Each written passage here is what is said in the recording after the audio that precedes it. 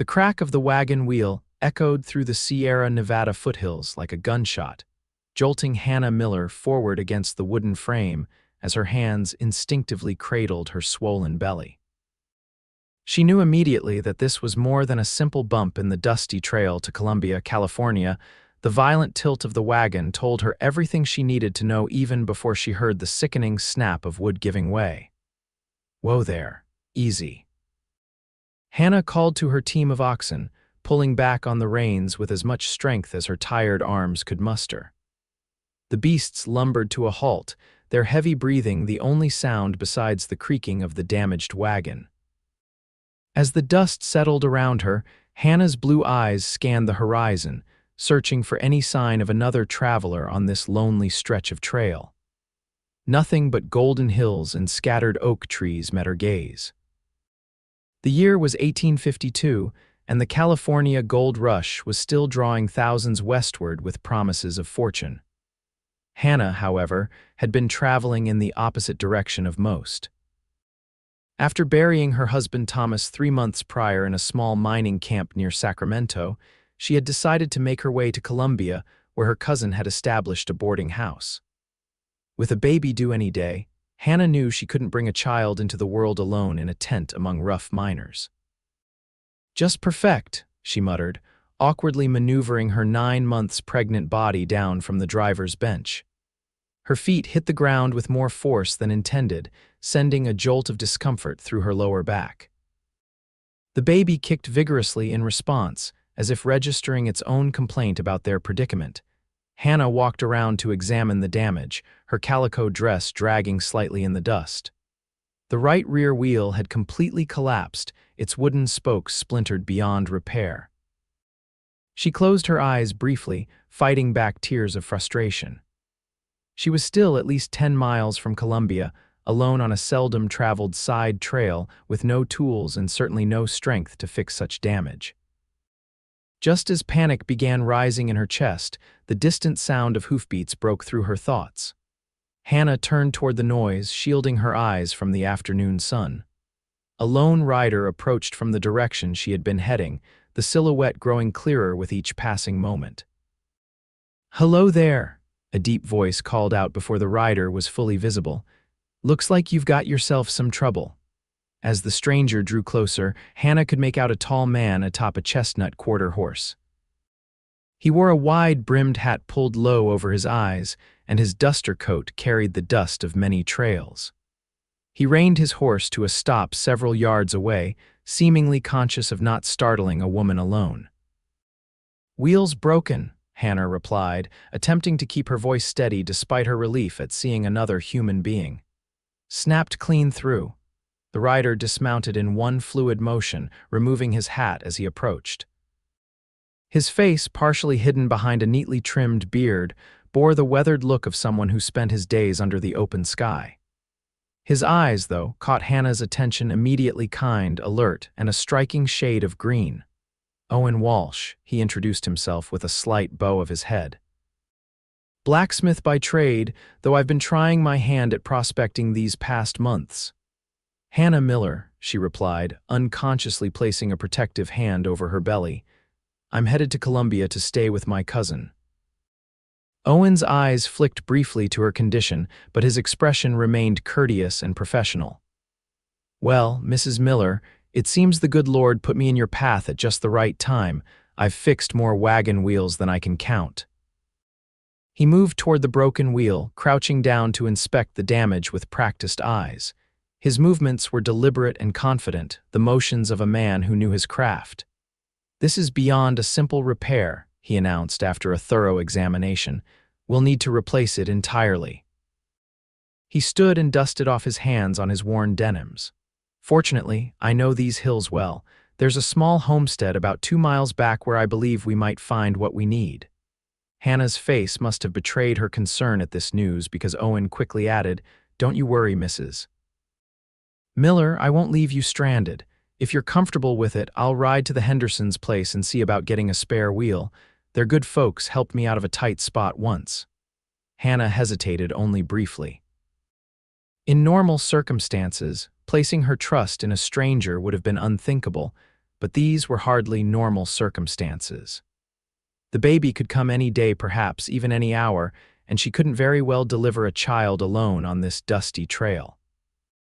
"I would be most grateful, Mr. Walsh," she finally said. Owen nodded, his expression serious. "I'll ride fast. In the meantime, you should get out of this sun." He glanced around, spotting a cluster of oak trees about 50 yards from the trail. Those trees would provide good shade.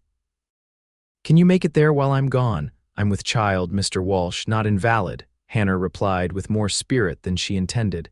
Then, softening her tone, she added, "But thank you for your concern. I'll be fine waiting there." A hint of a smile crossed Owen's face. "I see you've got plenty of grit, Mrs. Miller. That'll serve you well out here." He returned to his horse and mounted smoothly. "I'll be back before you know it, you have my word." As Owen rode away, Hannah gathered a few essentials from her wagon, a canteen of water, some jerky, and a small cushion before making her way to the shade of the oak trees. The walk, though short, left her breathing heavily, a reminder of how close she was to her time. Settling against the trunk of the largest tree, Hannah allowed herself to rest. The baby shifted restlessly within her, as if sharing in her anxiety about their situation. She closed her eyes and thought of Thomas, wondering what he would make of their current predicament. He had been so excited about the baby, talking endlessly about teaching their child to fish and ride. Now he would never even see the child's face. "We'll be all right," she whispered, both to the baby and to herself. "We'll make it to Columbia and we'll start fresh." The afternoon grew hotter as Hannah waited. She rationed her water carefully, taking small sips to quench her thirst while making sure she had enough to last. The sound of a rider approaching nearly 2 hours later had her struggling to her feet, relief washing over her as she recognized Owen's broad-shouldered figure. But he wasn't alone. Behind him, a wagon followed, driven by an older man with a snow-white beard. "Mrs. Miller," Owen called as he approached. "This is Mr. Henderson. He insisted on coming himself to help." The older man tipped his hat as his wagon came to a stop. "Madam, no way I was letting Owen handle this alone, especially with you in your condition. My Mabel would skin me alive if she knew I stayed home." For the next hour, Hannah watched as the two men worked together to replace the broken wheel. They first had to unload much of her belongings to lighten the wagon before jacking it up to remove the damaged wheel. Mr. Henderson had brought not just a replacement wheel but tools and expertise as well. Throughout the process, Owen kept glancing back at Hannah, ensuring she remained comfortable in the shade. "How are you feeling, Mrs. Miller?" he asked during a brief pause in their work, bringing her a dipper of fresh water from Henderson's water barrel. "I'm managing, thank you," Hannah replied, gratefully accepting the water.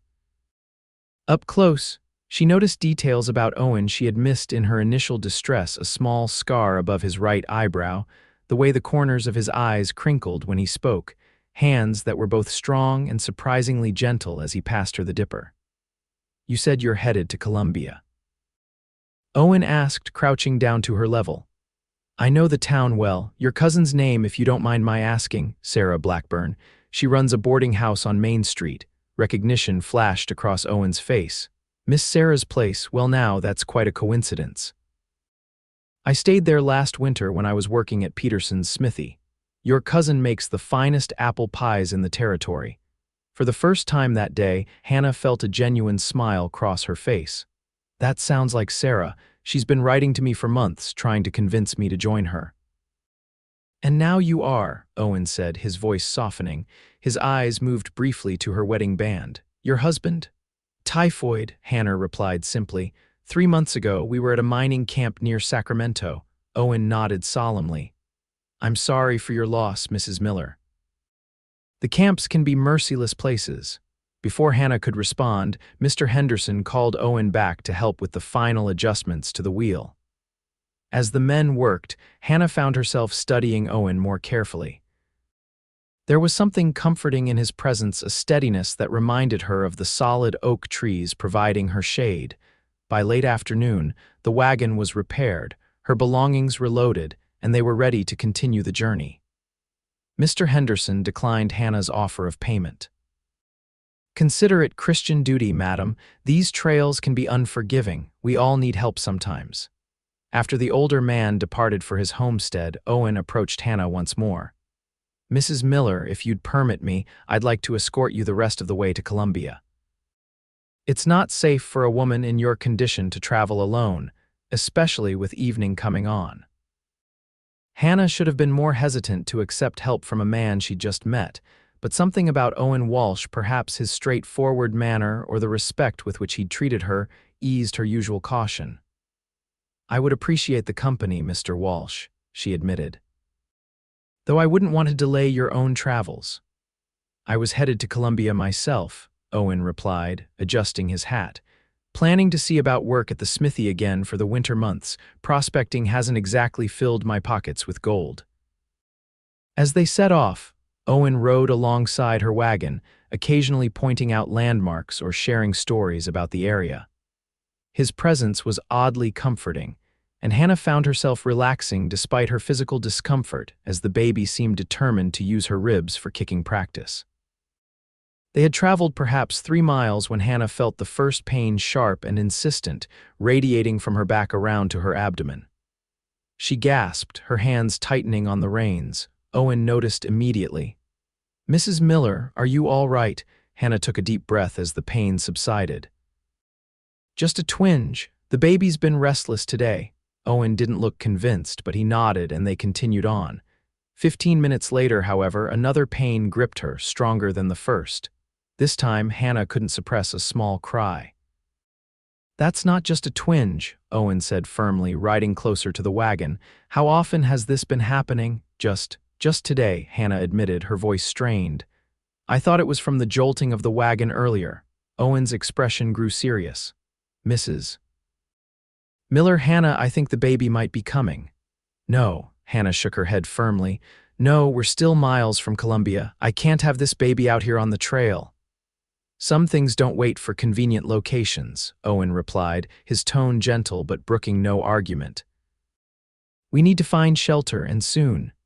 As if in confirmation of his words, Hannah felt a rush of fluid between her legs soaking through her dress. Her eyes widened in alarm.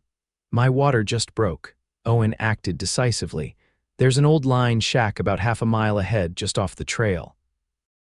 Used by cattle drivers during roundup season, it's not much, but it has a roof and walls. He moved his horse directly beside the wagon. Can you hold the reins a bit longer, or should I drive? I can manage, Hannah said through gritted teeth as another contraction began building. Just get us there quickly. The next half-mile was the longest of Hannah's life. Each jolt of the wagon seemed to intensify the contractions that now came with alarming regularity. Owen rode ahead to ensure the path was clear, then circled back to guide her to a small, weathered cabin nestled against a rocky outcropping. By the time they reached the shack, Hannah was breathing heavily, sweat beading on her forehead despite the cooling evening air. Owen helped her down from the wagon, supporting much of her weight as another contraction seized her. Easy now, he murmured, his arm steady around her waist. Just a few more steps. The interior of the line shack was Spartan, a crude table, 2 rickety chairs, and a narrow cot against one wall. Dust covered every surface, and a family of mice had clearly made their home in one corner, but Hannah was beyond caring about such details. Owen helped her to the cot, then moved with surprising efficiency, using his bandana to wipe away the worst of the dust before spreading his bedroll over the cot's surface. I'm no doctor, he admitted as he helped Hannah lie down, but my sister had 4 children, and I was present for the last 2 births when the doctor couldn't make it in time. I know the basics. Hannah nodded, too consumed by the building pressure to argue. Another contraction hit, stronger than any before, forcing a cry from her lips. They're coming faster, Owen observed, his calm voice a contrast to the panic Hannah felt rising within her. I'm going to need to check how far along you are, if that's all right. Under any other circumstances, Hannah would have been mortified at the suggestion, but the pain overrode any sense of propriety. She nodded her consent.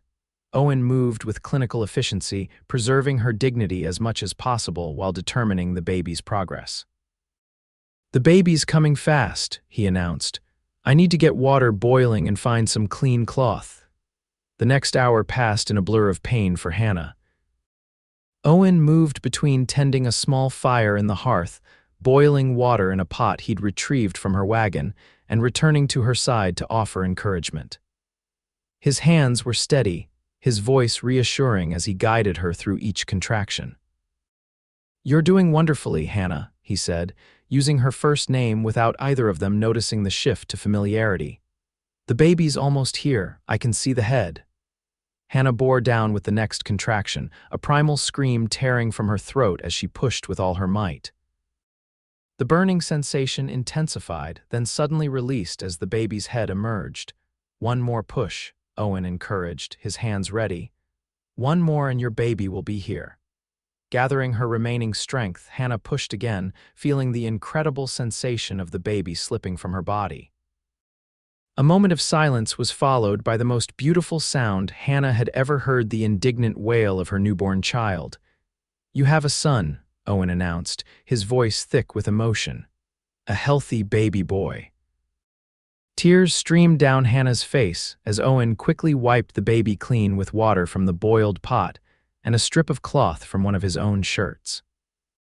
He expertly tied off the umbilical cord with a piece of clean string from Hannah's sewing kit, before wrapping the infant in a soft blanket from her wagon and placing him in her waiting arms.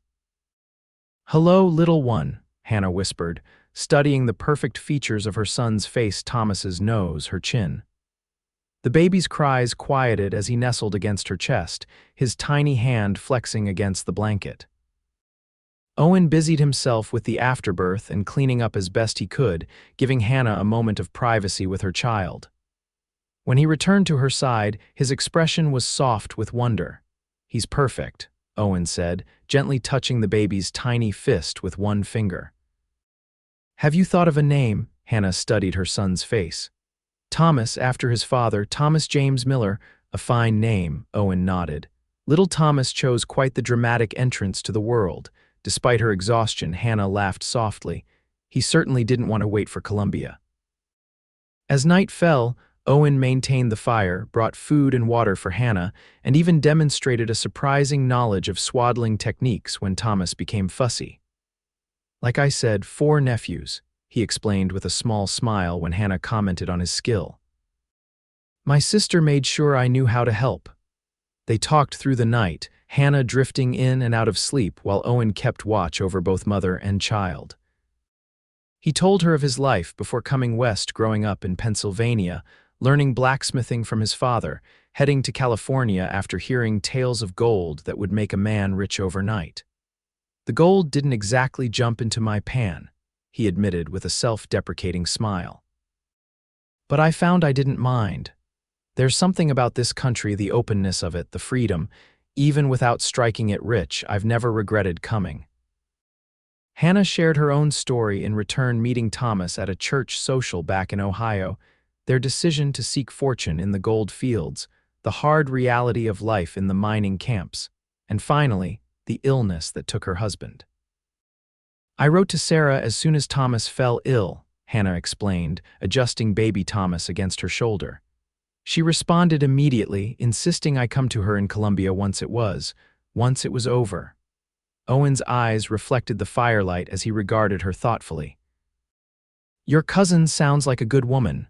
"The best," Hannah agreed. "We grew up together, more like sisters than cousins. When she moved west 5 years ago, I thought I'd never see her again." "Life has a way of bringing people together again," Owen observed. "Sometimes in the most unexpected circumstances." The meaningful look in his eyes as he glanced from her to baby Thomas wasn't lost on Hannah. Something had shifted between them during this extraordinary night, a connection forged through shared experience and mutual respect. Morning arrived with golden light filtering through the cabin's single window.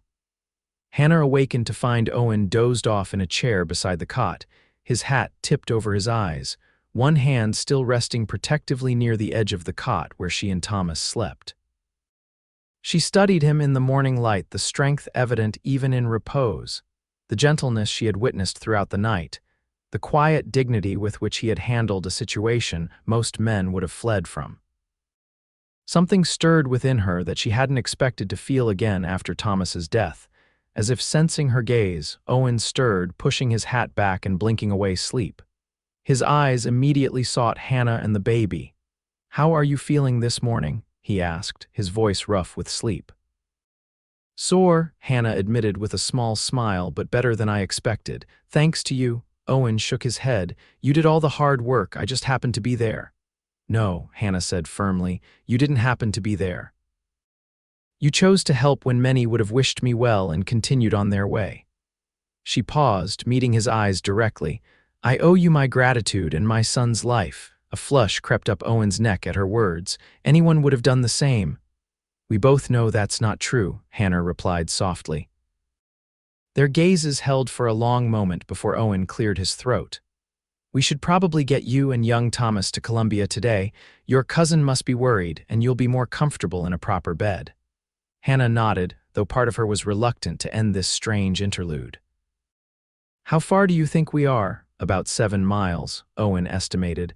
"Normally an easy journey, but after yesterday." He paused, considering.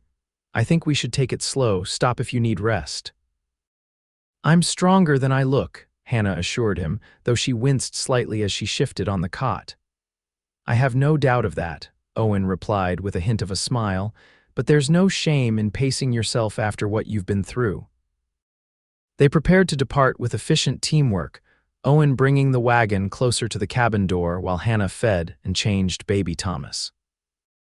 Despite her protests, Owen insisted on fashioning a makeshift cradle in the wagon bed, using a wooden crate lined with blankets where Thomas could lie safely during the journey. "It's not elegant," he apologized as he showed her his handiwork, "but it should keep him secure on the trail."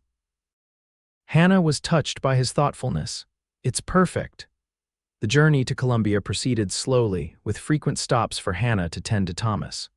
Owen remained vigilant, riding beside the wagon and occasionally suggesting they pause for rest when he noticed Hannah's fatigue.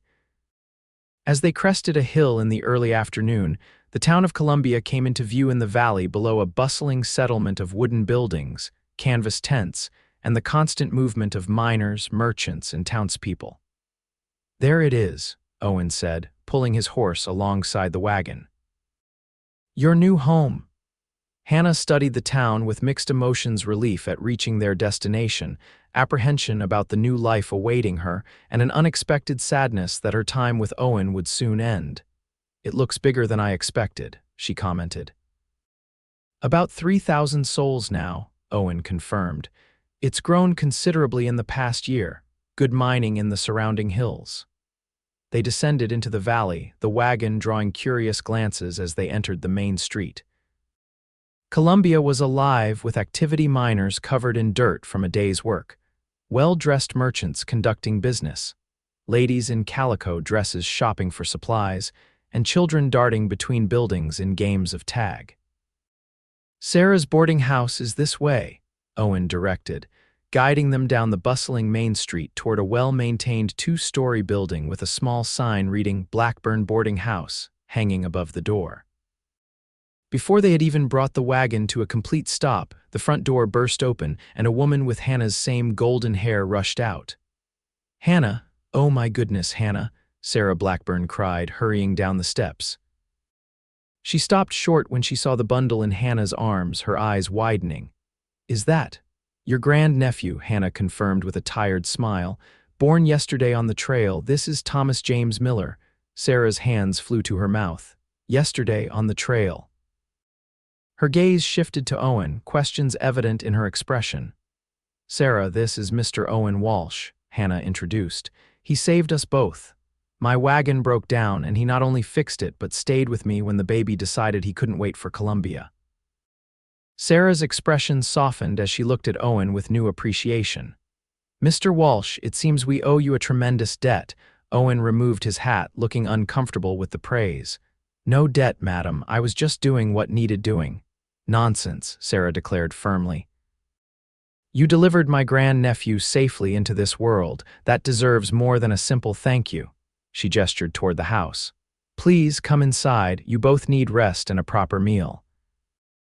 The next few hours passed in a flurry of activity as Sarah fussed over Hannah and baby Thomas, preparing a room with a proper bed, summoning the town doctor to check on mother and child, and insisting that Owen stay for dinner at the very least. Doctor Franklin, a kindly older gentleman with spectacles perched on his nose, examined both Hannah and Thomas with careful attention. "You did remarkably well," he told Hannah after completing his examination. "Both you and the baby appear healthy, though I'd recommend plenty of rest over the next few weeks." Turning to Owen, who waited awkwardly in the hallway, the doctor added, "And you, sir, handled the delivery admirably from what Mrs. Miller tells me. Not many men would have managed so well." Owen accepted the compliment with a modest nod, though Hannah noticed a flush of pride color his cheeks. That evening, Sarah served a hearty dinner of beef stew, fresh bread, and apple pie, the very pie Owen had mentioned on the trail. As they ate in Sarah's comfortable dining room, Hannah observed the easy way Owen conversed with her cousin, his natural charm evident as he recounted some of his adventures in the gold country. "So you're a blacksmith by trade?" Sarah asked as she poured more coffee. "Yes, madam," Owen confirmed. "Learned from my father back in Pennsylvania. Been thinking of returning to it more permanently. Panning hasn't exactly made my fortune." "Well," Sarah said thoughtfully, "as it happens, Mr. Peterson at the smithy was just saying yesterday that his business has grown too large for him to manage alone. He's been looking for a skilled smith to take on some of the work." Owen's interest was evident. "Is that so?" "I worked for him last winter." "I remember," Sarah nodded. "He spoke highly of your work." Hannah watched this exchange with mixed emotions. The possibility of Owen remaining in Columbia both thrilled and frightened her. She had known him barely a day, yet he had become important to her in ways she couldn't fully articulate. After dinner, with Thomas sleeping peacefully in a proper cradle provided by Sarah, Owen prepared to take his leave. He stood awkwardly in the parlor, hat in hand. "I've taken a room at the Miners' Rest for tonight," he explained. "I'll call on Mr. Peterson in the morning about that position." Hannah felt a surprising disappointment at the thought of him leaving, even just to another building in town. "Thank you again for everything, Mr. Walsh." "Owen," he corrected gently. "After everything, I think we can dispense with formalities, don't you?" Hannah smiled. Owen then. He hesitated, then spoke with careful deliberation. "With your permission, I'd like to call on you tomorrow, to check on you and young Thomas, that is." "I would like that very much," Hannah replied, her heart quickening at his request. As Owen departed, Sarah appeared beside Hannah at the window, watching him cross the street toward the hotel. "He's a good man," Sarah observed quietly. "Yes," Hannah agreed, unable to deny the simple truth of the statement. "And quite handsome," her cousin added with a knowing smile. Hannah felt a blush warm her cheeks. "Sarah, I just had a baby. My husband hasn't been gone 4 months." Sarah placed a gentle hand on Hannah's shoulder. "I'm not suggesting anything improper, dear, just noting what's plain to see there's something between you two, a connection." "He delivered my baby," Hannah protested weakly. "Of course there's a connection." Sarah hummed noncommittally. "Well, whatever it may be, I'm glad he's here in Columbia. Something tells me young Thomas will benefit from having a man like that around." That night, lying in a proper bed with Thomas sleeping nearby, Hannah found herself thinking of Owen. There was no denying the attraction she felt toward him, but guilt quickly followed such thoughts. Was it disloyal to Thomas's memory to feel this way about another man so soon? Yet as she drifted towards sleep, Hannah remembered something her mother had told her years ago. "The heart has its own timetable, child. You can't force it to feel, and you can't force it to stop feeling either."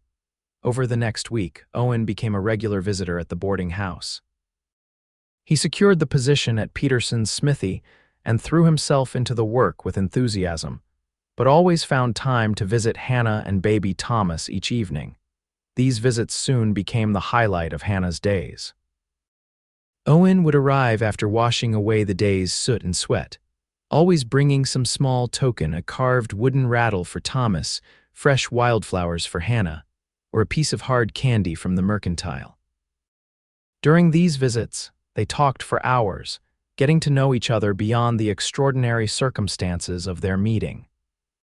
Hannah learned of Owen's 3 older sisters back in Pennsylvania, his dream of someday having his own smithy, and his love of reading despite having little formal education.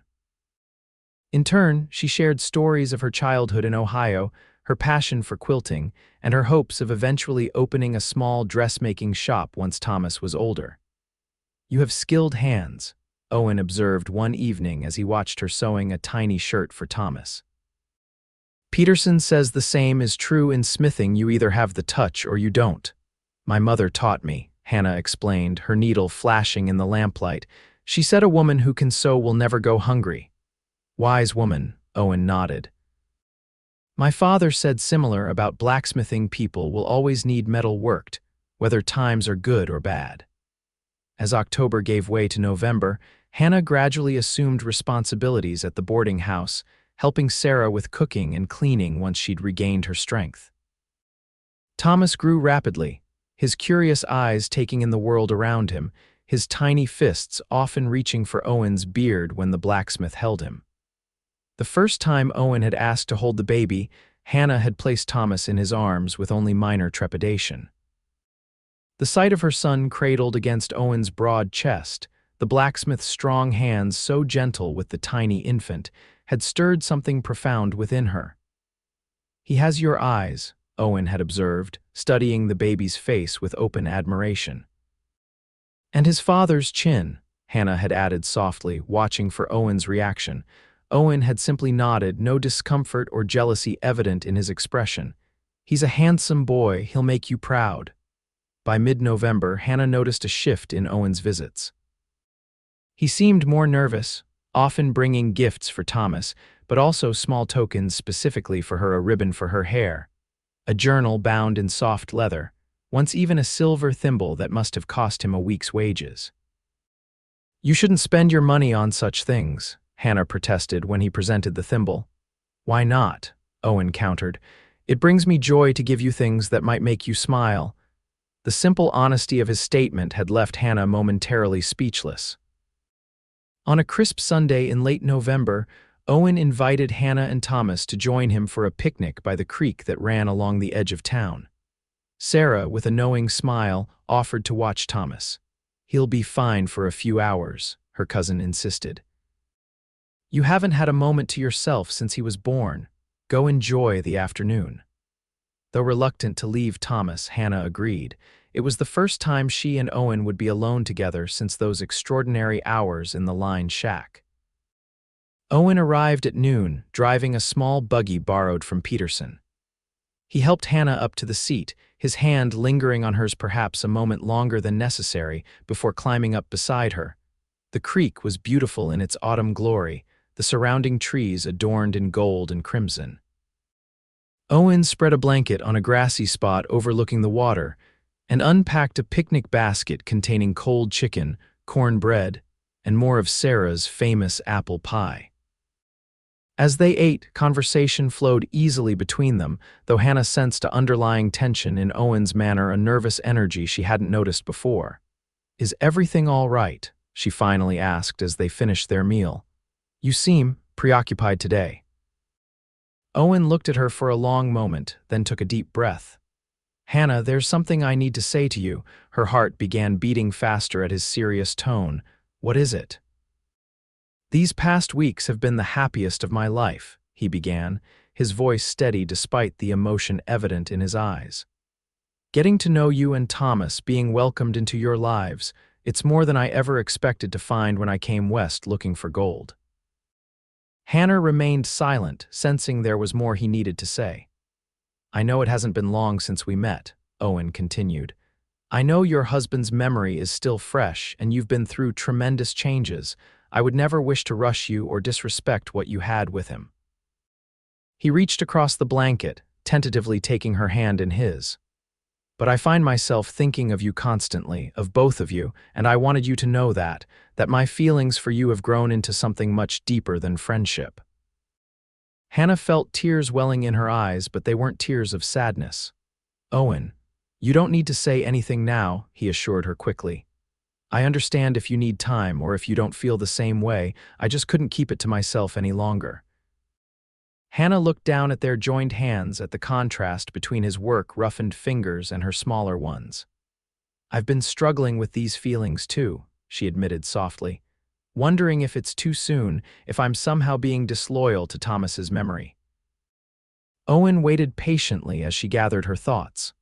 "But then I think about how you came into our lives when we needed you most, how you've never tried to replace Thomas in my memories, but instead have created your own place." She raised her eyes to meet his. "I don't think love has a timetable, Owen. It happens when it happens." Hope bloomed in his expression. "Are you saying—" "I'm saying that I have feelings for you too," Hannah confirmed, her voice stronger now. "Strong feelings that I can't and don't want to ignore any longer." The joy that spread across Owen's face was like sunrise breaking over the mountains. Slowly, giving her every chance to pull away, he leaned toward her. Their first kiss was gentle, questioning, a tentative exploration of new territory. When they parted, Owen rested his forehead against hers. "I never expected to find you," he whispered. "But now that I have, I don't ever want to let you go." In the weeks that followed, Owen courted Hannah properly, though everyone in town already considered them practically betrothed. He took Sunday dinners at the boarding house, accompanied Hannah and Thomas to church, and even began building a cradle for Thomas in his spare time at the smithy. Sarah watched their blooming relationship with evident satisfaction. "I told you there was something special between you two," she reminded Hannah one evening as they washed dishes while Owen entertained Thomas in the parlor. "You did," Hannah acknowledged with a smile. "I just didn't expect it to happen so quickly." "The heart knows what it wants," Sarah said sagely. "And that man in there wants to be a father to your son and a husband to you. Anyone with eyes can see it." Christmas approached, bringing festive preparations to Columbia. The mining town transformed with evergreen boughs decorating storefronts, candles glowing in windows, and a community tree erected in the town square.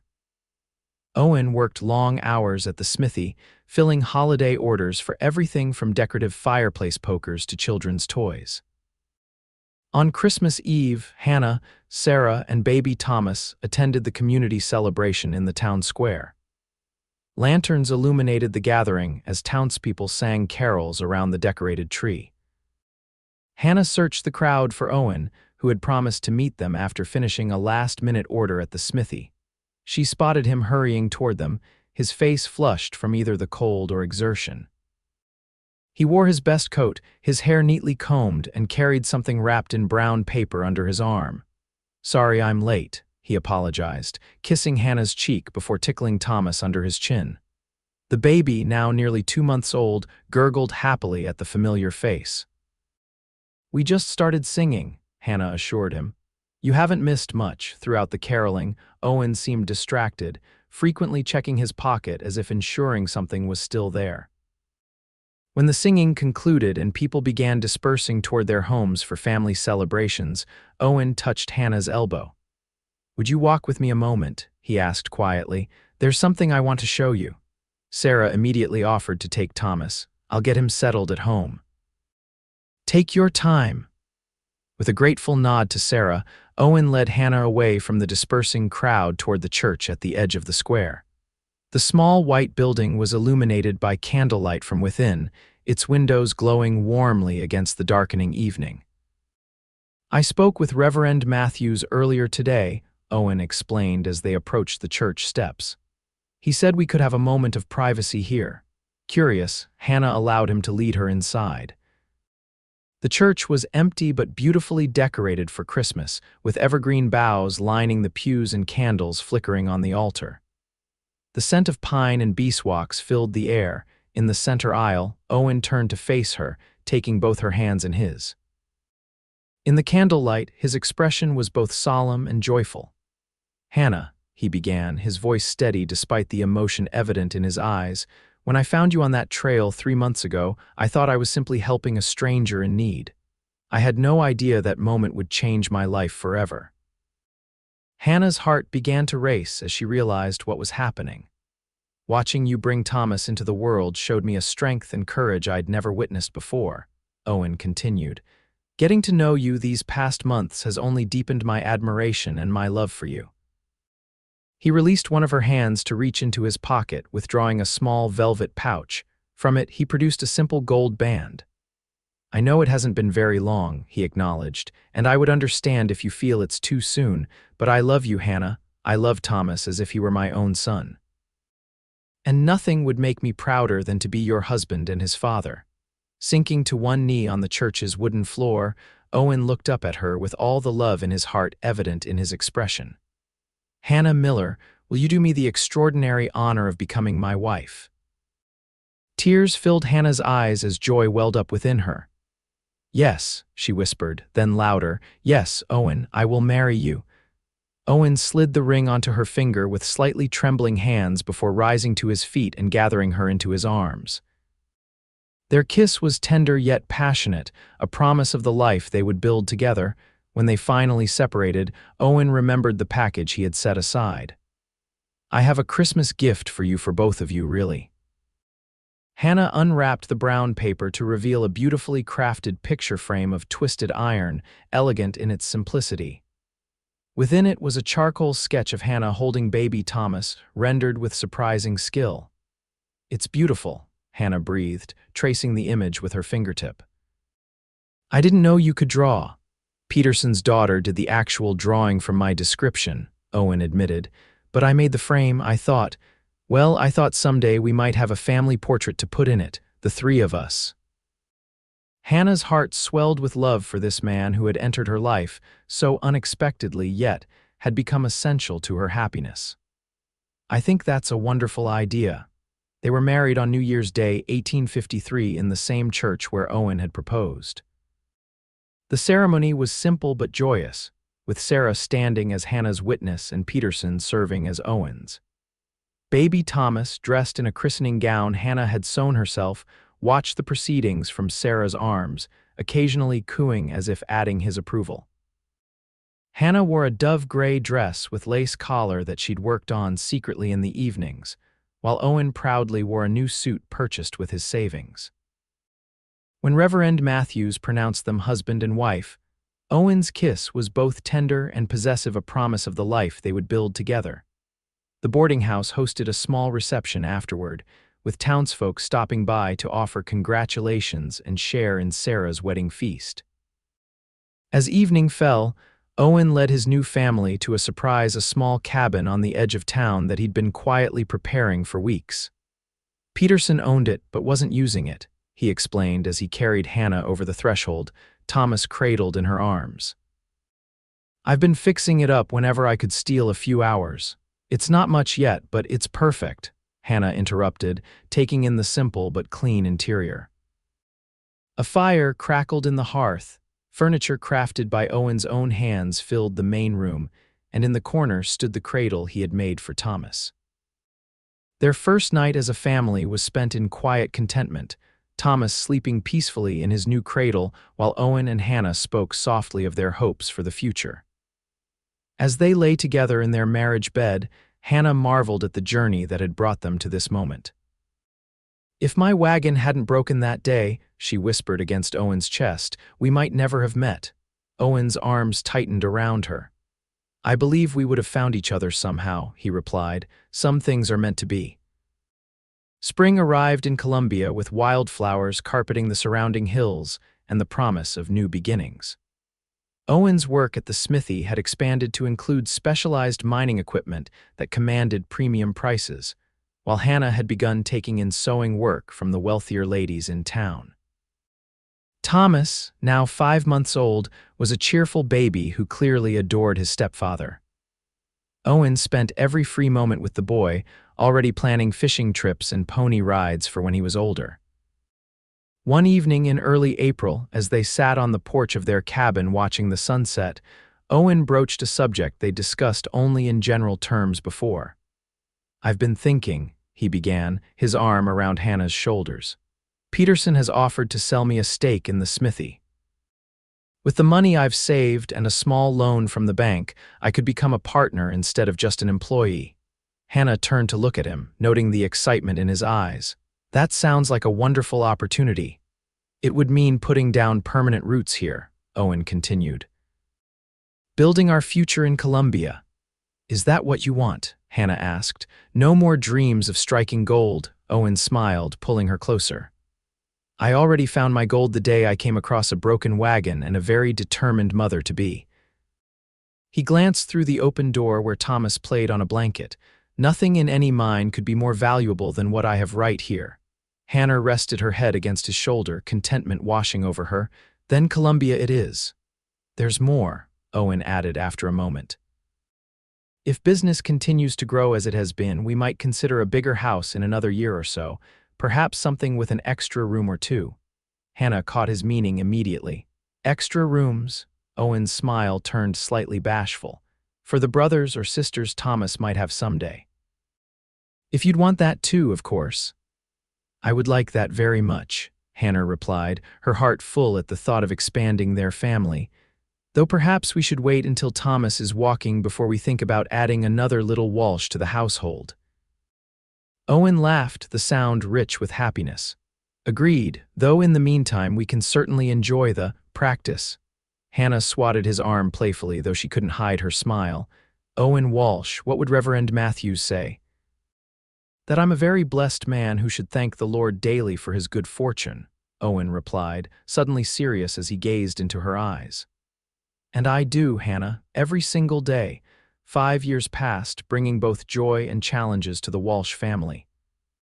Owen became full partner in the smithy when Peterson retired, renaming the business Walsh and Son Blacksmithing in anticipation of Thomas someday joining him. Hannah's sewing business flourished into a small dress shop that occupied the front room of their new home on Maple Street. Thomas, now a rambunctious 5-year-old with his mother's blue eyes and Owen's curiosity about how things worked, had been joined by a 3-year-old sister, Emma, who had her father wrapped firmly around her tiny finger. The family had weathered the typical hardships of frontier life, a fire that had damaged the smithy in '55, a scarlet fever outbreak that had thankfully spared their children, and the economic fluctuations that affected all mining communities. Through it all, Owen and Hannah's love had only deepened, strengthened by shared struggles and joys. They never forgot the extraordinary circumstances that had brought them together, often telling their children the story of their father rescuing their mother's broken wagon and delivering Thomas on the trail. On a warm summer evening in 1857, the family gathered on the porch of their home, enjoying the cooler air after a sweltering day. Thomas and Emma played a game of checkers while Hannah worked on mending, and Owen whittled a small wooden horse for Emma's collection. "Papa, tell the story again," Emma requested, looking up from the checkerboard with eyes identical to her father's. "About how you found Mama," Owen exchanged a smile with Hannah. "Again, you've heard it 100 times, little one, please." Emma begged, abandoning the checkers to climb into his lap. "It's my favorite story." "Mine too," Thomas added, moving to sit beside his mother. Owen set aside his whittling knife and wrapped an arm around his daughter. "Well, it was a hot September day, and I was riding back to Columbia after trying my luck at a new claim." As Owen recounted their beginning, Hannah watched her family with a heart overflowing with gratitude. She thought of the frightened, grieving widow she had been, alone on that dusty trail with a broken wagon and a baby about to make his entrance into the world. She could never have imagined then the happiness that awaited her. When Owen reached the part about delivering Thomas, Emma's eyes grew wide with wonder, though she'd heard the tale many times before. "Were you scared, Mama?" she asked. "A little," Hannah admitted, "but your papa was so calm and sure of himself he made me brave." Owen caught Hannah's eye over their daughter's head, love and shared memories passing between them. "Your mama was the bravest person I'd ever met," he corrected. "Still is." Later that night, with the children asleep in their beds, Hannah and Owen stood together in the doorway of their home, his arms wrapped around her from behind as they gazed at the star-filled sky. "Do you ever wonder what would have happened if someone else had come along that day?" Hannah asked softly. "If it hadn't been you who found me," Owen was quiet for a moment, considering. I don't believe it could have happened any other way, he finally said, his breath warm against her ear. Some things are written in the stars long before we understand them. Hannah turned in his arms, reaching up to trace the familiar lines of his face, the scar above his eyebrow, the crow's feet that had deepened with laughter over the years, the beard that now held traces of silver among the brown. I'm glad it was you, she whispered. Of all the men in all the world who could have ridden down that trail, I'm thankful every day that it was Owen Walsh who stopped to help. And I thank God every day for a broken wagon wheel, Owen replied with a smile, lowering his head to kiss his wife under the canopy of stars that had witnessed the beginning of their extraordinary journey together. As summer gave way to autumn, Columbia prepared for its annual harvest festival. The event had grown considerably over the years, drawing visitors from neighboring communities for days of competitions, food, dancing, and commerce. For the Walsh family, this festival held special significance. It was during the celebration 5 years earlier that Owen had first hinted at his intentions to court Hannah properly. The town square transformed with decorated booths, bunting in autumn colors, and a specially constructed dance floor for the Saturday night festivities. Hannah's dress shop had been busy for weeks with orders for new frocks for the occasion, while Owen crafted commemorative horseshoes bearing the year 1857 that sold quickly as souvenirs. On the morning of the festival's opening day, the family worked together preparing their booths, Hannah's displaying her finest dressmaking work, and Owen's showcasing more decorative metalcraft than usual. Thomas, now old enough to help his father in meaningful ways, proudly arranged the smaller items while Emma handed out candy sticks to potential customers, her winning smile proving excellent for business. "You've got a natural saleswoman there," Sarah remarked, stopping by with her husband Robert, whom she had married 3 years prior. Though they maintained the boarding house together, Sarah still considered the Walsh family her primary kin. "Too clever by half," Owen agreed, watching his daughter charm an elderly couple into purchasing a decorative fire poker they clearly hadn't intended to buy. Heaven help us when she's older. The festival day passed in a whirl of activity, sales, and socializing. By evening, when the lanterns were lit and the fiddle band began tuning their instruments for the dance, Hannah closed her booth with satisfaction. It had been their most profitable festival yet. Owen appeared at her side, freshly washed and wearing his good shirt. "May I have this dance, Mrs. Walsh?" he asked with an exaggerated bow that made Emma giggle from where she sat on a nearby bench with Thomas. "You may indeed, Mr. Walsh," Hannah replied, taking his offered arm. They joined the growing crowd on the dance floor as the band struck up a lively reel. Despite years of practice at social gatherings, Owen still counted under his breath during the more complicated steps, his brow furrowing in concentration. Hannah found this endearing that a man who could shape metal with such precision and confidence still approached dancing as a serious challenge to be mastered.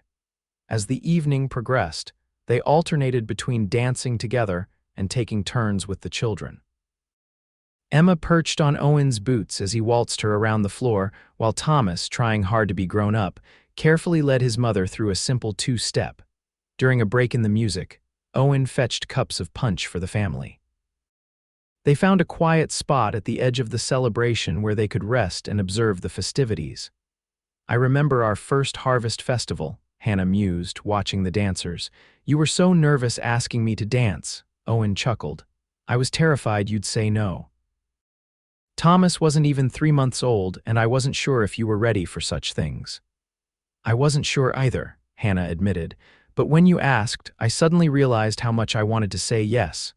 Their reminiscence was interrupted by Thomas tugging at Owen's sleeve. "Papa, Mr. Peterson says they're about to announce the winner of the horseshoe competition." "Can we go see?" Owen glanced at Hannah, who nodded her encouragement.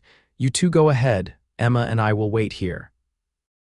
As Owen and Thomas made their way through the crowd toward the competition area, Emma climbed into her mother's lap, sleepy but determined to last until the fireworks planned for the festival's conclusion. Mama, she asked, her voice soft with approaching slumber despite her best efforts.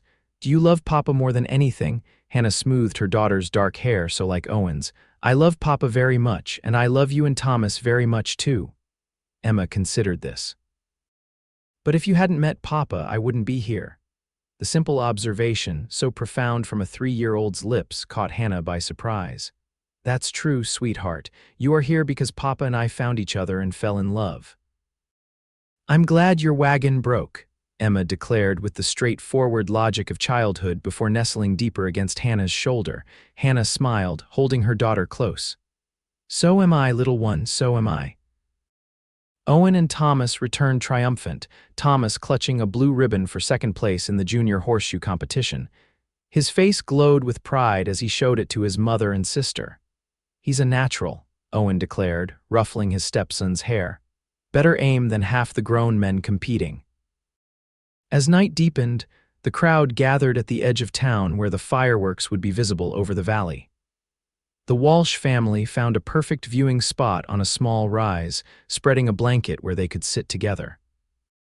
Emma, fighting sleep but losing the battle, curled in Owen's lap while Thomas leaned against Hannah's side, still clutching his blue ribbon. The first explosion of color against the dark sky drew gasps of appreciation from the crowd.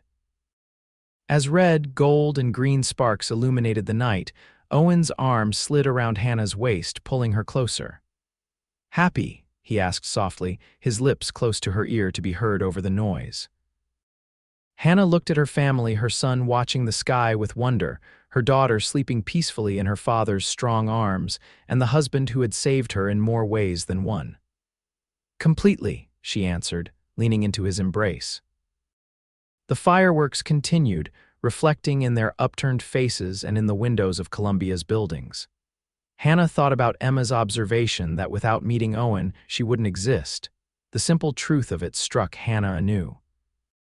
How different her life would have been if her wagon wheel hadn't broken that day, if a different traveler had happened upon her, or if she had managed to reach Columbia before Thomas decided to make his entrance into the world. So many chance moments, so many what-ifs, had led to this perfect moment under the exploding sky with the family they had created together. The grand finale began, a rapid succession of colorful bursts that illuminated the valley like daylight. Thomas clapped his hands in delight while Emma stirred briefly before settling back to sleep against her father's chest.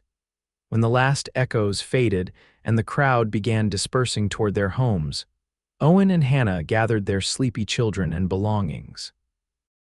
Thomas insisted he could walk, though his steps grew increasingly unsteady with fatigue. Emma didn't stir as Owen carried her, her head resting trustingly on his shoulder. Their home on Maple Street welcomed them with the familiar creak of the front gate and the soft glow of the porch lantern Hannah had left burning. Inside, they worked together with the practiced efficiency of parents, settling the children in their beds, Thomas mumbling a sleepy goodnight while Emma didn't wake at all as Hannah changed her into her nightgown. Later, as they prepared for bed themselves, Hannah found herself watching Owen as he moved around their bedroom. The years had been kind to him. At 34, he was in his prime, his body strong from daily work at the forge, a few strands of silver now appearing at his temples that Hannah found distinguished rather than aging. "What are you thinking about with that serious expression?" Owen asked, catching her gaze in the mirror as he washed his face. "About destiny," Hannah replied honestly, "about broken wagon wheels and babies who won't wait for proper surroundings to be born." Owen dried his face and turned to her, his expression softening. "Heavy thoughts for festival night." "Emma said something that made me think," Hannah explained, moving to sit on the edge of their bed. "She said she was glad my wagon broke because otherwise she wouldn't be here." Owen crossed to join her, taking her hand in his. "Wise beyond her years, our Emma." "It made me realize how many little moments had to align perfectly for us to be here now," Hannah continued. "If Thomas hadn't been so determined to arrive when he did, if you hadn't been traveling that particular trail at that exact time, if you hadn't been the most beautiful woman I'd ever seen, even covered in trail dust and about to deliver a baby, Owen added with a smile, bringing her hand to his lips. Hannah laughed softly. I was hardly at my best that day. You were magnificent, Owen corrected, his expression growing serious. I fell a little in love with you watching you bring Thomas into the world with such courage. Only a little, Hannah teased. Well, I had to maintain some propriety, Owen replied with a grin.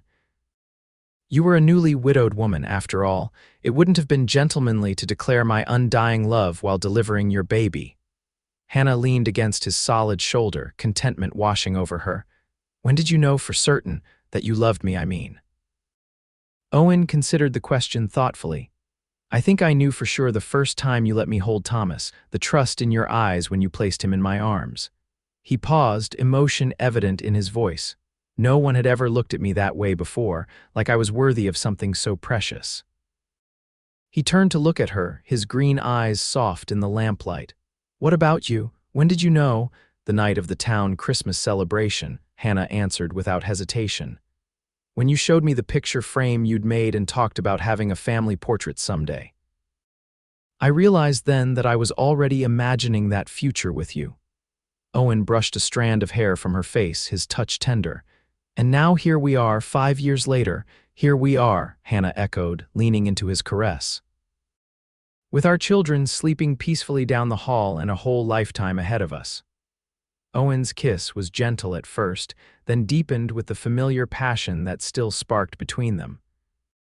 When they finally separated, slightly breathless, his eyes held a question that Hannah answered by reaching up to extinguish the lamp. In the darkness, as they found each other with the ease of long married lovers, Hannah silently thanked that broken wagon wheel once more for leading her to this man, this life, this happiness that had blossomed from what had seemed her darkest hour. As Columbia continued to grow through the late 1850s, so did the Walsh family's prosperity. Owen's blacksmithing business expanded to include a second forge and an apprentice, allowing him to take on larger commissions from the mining companies while maintaining his work for the townspeople. Hannah's dress shop gained renown throughout Tuolumne County, with ladies traveling from as far as Sonora to commission her work for special occasions. Thomas, now approaching his 8th birthday, spent increasing amounts of time at the smithy, showing a natural aptitude for metalwork that made Owen beam with pride. Emma, at 5, displayed her mother's eye for color and design, often sitting in the dress shop arranging fabric scraps into pleasing patterns that Hannah sometimes incorporated into her work. The spring of 1860 brought exciting news to the Walsh household. Hannah was expecting their 3rd child, due in late autumn. The announcement was met with enthusiasm from Thomas and Emma, both eager for a new sibling, and absolute joy from Owen, who gathered Hannah in a careful embrace when she told him. Are you happy? She asked, noting the tears that gleamed briefly in his eyes before he blinked them away. Beyond words, Owen replied, his hand gently resting on her still flat stomach. Every child is a blessing, and this one, he paused, visibly moved, this one feels special somehow. As Hannah's pregnancy progressed through the summer months, the country around them grew increasingly tense with political divisions. News of secession talk and the upcoming presidential election reached even remote Columbia, creating heated debates in the town's saloons and gathering places. What will happen if the southern states really do secede? Hannah asked one evening as she and Owen sat on their porch, watching Thomas and Emma play in the yard as twilight descended. Owen's expression grew serious. War, most likely, though I pray it doesn't come to that. Hannah's hand moved protectively to her growing belly. Would you have to go if there was a war? The question hung between them, weighted with fear. Owen took her hand, his grip reassuring. California would stay with the Union, no doubt of that, he said. But I'm 37 now, with a family to support and another child on the way. They'd take younger men first. Though his words were meant to comfort, Hannah saw the conflict in his eyes. Owen Walsh was not a man who would easily stay behind if others went to fight. His sense of duty ran too deep for that. Let's pray it doesn't come to war at all, she said softly, leaning against his shoulder, As autumn approached, Hannah's thoughts turned increasingly toward the baby's arrival. Unlike with Thomas's dramatic birth, she had the luxury this time of proper preparation, a cradle already crafted by Owen's hands, tiny clothes sewn with care, and Dr. Franklin making regular visits to ensure her health. "Everything appears excellent," the doctor pronounced during a checkup in early October. "The baby is positioned properly, your health is robust, and you've done this before. I anticipate a smooth delivery." Owen, who had insisted on being present for the examination, visibly relaxed at the doctor's words.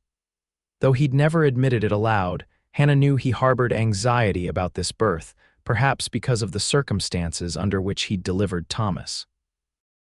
"Of course, we'll want your husband waiting outside during the actual delivery," Dr. Franklin added with a chuckle.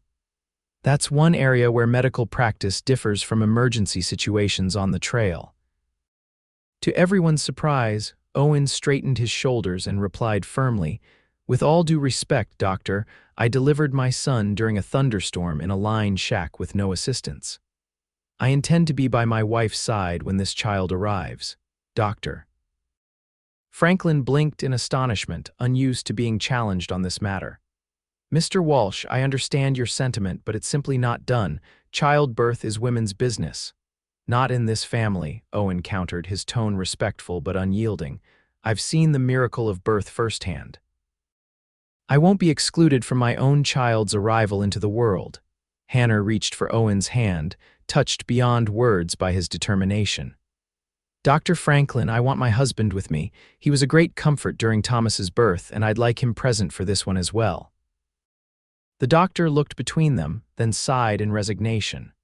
"Very well. It's highly unconventional, but considering the circumstances of your first child's birth, I suppose exceptions can be made." As October gave way to November, the town buzzed with news of Abraham Lincoln's election victory. The political tensions that had simmered all year boiled over into heated arguments in Columbia's public houses and on street corners. Owen, never one for political wrangling, kept his opinions mostly to himself, focusing instead on his family and business. On a crisp November morning, just before dawn, Hannah awoke to the unmistakable sensation of her water breaking. She reached for Owen, who was instantly alert despite the early hour. "It's time," she said simply. With practiced calm, Owen helped her from bed and into the rocking chair by the window while he hurriedly dressed. "I'll send Thomas for Dr. Franklin, then get Emma over to Sarah's." Within the hour, the house was prepared for the birth. Thomas had been dispatched to the doctor's home and then to school with instructions to tell his teacher he would be late. Emma had been delivered to Sarah's care with excitement about spending the day with her aunt. Dr. Franklin had arrived with his medical bag, eyebrows rising slightly at the sight of Owen already preparing hot water and clean linens, but making no comment about his presence. Unlike Thomas's sudden, intense labor, this birth progressed more gradually. Hannah walked the room with Owen's support during early labor, pausing to breathe through contractions while maintaining a remarkable composure. "You're doing beautifully," Owen murmured during a particularly strong contraction, supporting her weight as she leaned against him. "Just like before." "Strong and brave."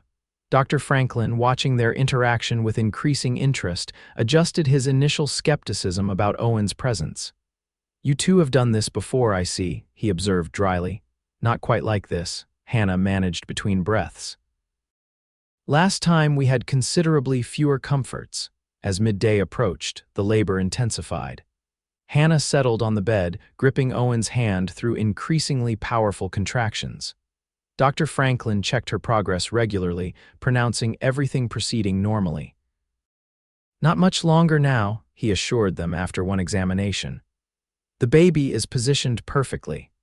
Owen maintained his position at Hannah's side, wiping her brow with a cool cloth, supporting her back when she needed to change positions, and murmuring constant encouragement. His presence was so natural, so essential, that even Dr. Franklin began addressing instructions to both of them.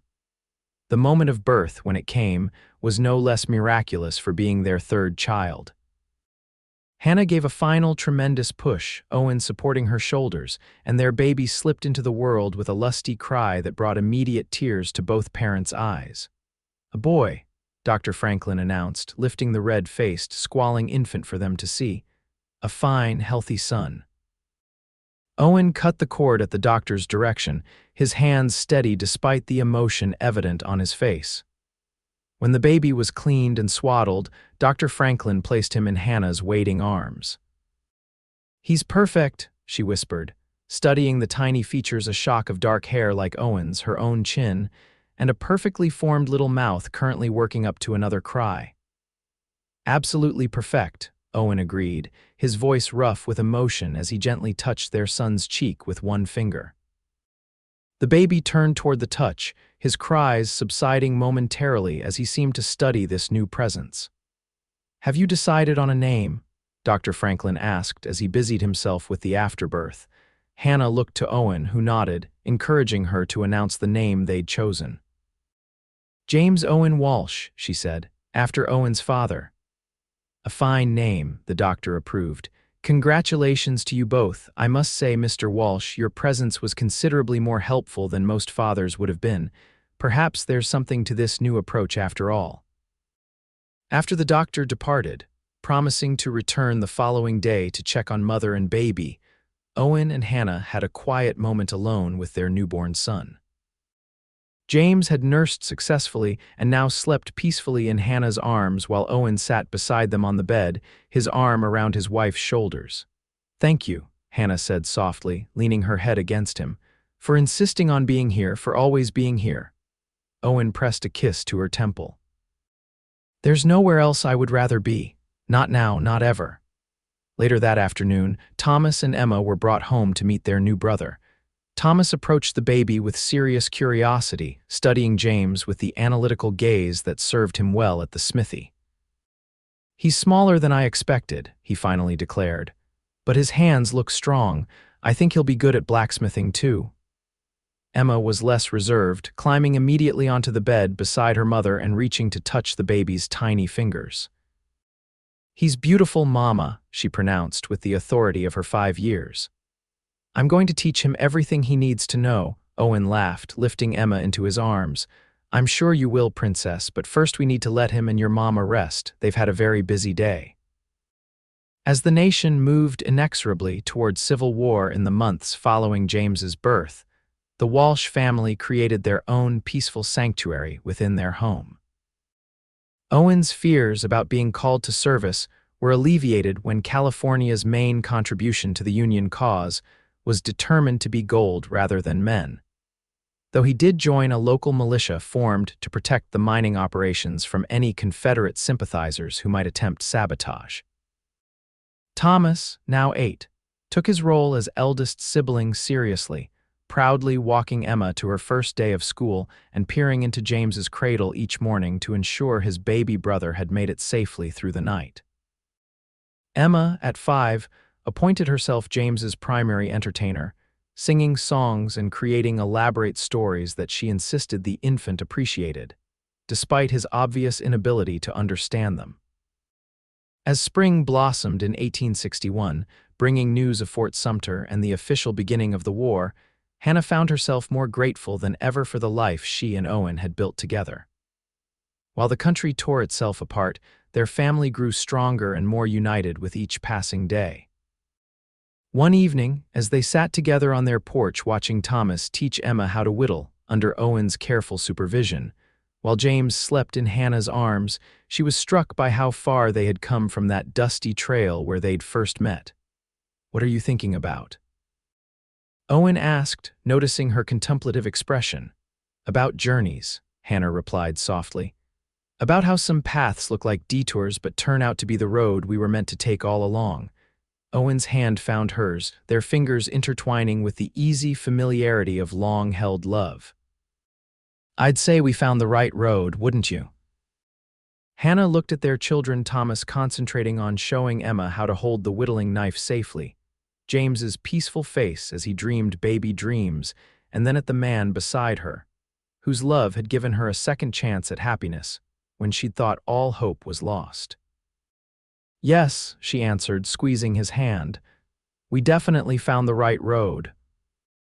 As twilight deepened into dusk, the Walsh family remained together on their porch, bound by love that had begun with a broken wagon wheel and a baby who couldn't wait a chance encounter that had developed into the greatest blessing any of them could have imagined.